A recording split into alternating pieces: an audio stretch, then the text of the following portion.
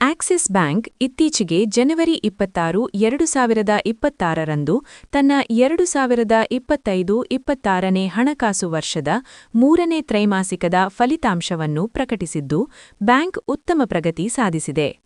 ಈ ತ್ರೈಮಾಸಿಕದ ಫಲಿತಾಂಶದ ಪ್ರಮುಖ ಮುಖ್ಯಾಂಶಗಳು ಇಲ್ಲಿವೆ. 1.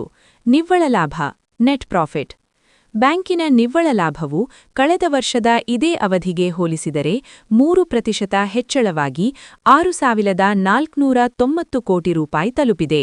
ಗಮನಾರ್ಹವೆಂದರೆ, ಕಳೆದ ಸೆಪ್ಟೆಂಬರ್ ತ್ರೈಮಾಸಿಕಕ್ಕೆ ಹೋಲಿಸಿದರೆ ಲಾಭದಲ್ಲಿ 27%ರಷ್ಟು ದೊಡ್ಡ ಏರಿಕೆ ಕಂಡುಬಂದಿದೆ. 2. ಬಡ್ಡಿ ಆದಾಯ ನೆಟ್ ಇಂಟ್ರೆಸ್ಟ್ ಇನ್ಕಮ್. ಬ್ಯಾಂಕಿನ ಪ್ರಮುಖ ಆದಾಯ ಮೂಲವಾದ ನಿವ್ವಳ ಬಡ್ಡಿ ಆದಾಯವು ವಾರ್ಷಿಕವಾಗಿ 5% ಹೆಚ್ಚಳಗೊಂಡು 14,287 ಕೋಟಿ ರೂಪಾಯಿಗೆ ಏರಿದೆ. ಬ್ಯಾಂಕು ನೀಡಿದ ಸಾಲಗಳ ಮೇಲಿನ ಬಡ್ಡಿ ಗಳಿಕೆ ಸ್ಥಿರವಾಗಿದೆ ಎಂದು ಇದು ತೋರಿಸುತ್ತದೆ. 3.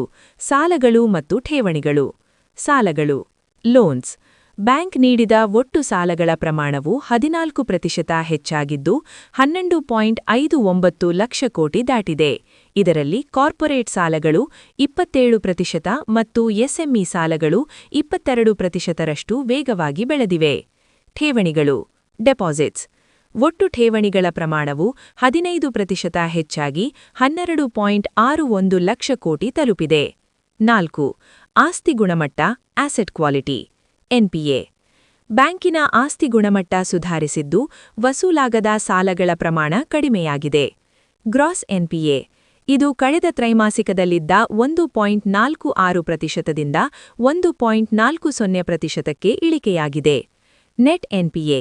ಇದು 0.42%ರಷ್ಟು ಅತ್ಯಂತ ಕಡಿಮೆ ಮಟ್ಟದಲ್ಲಿದೆ.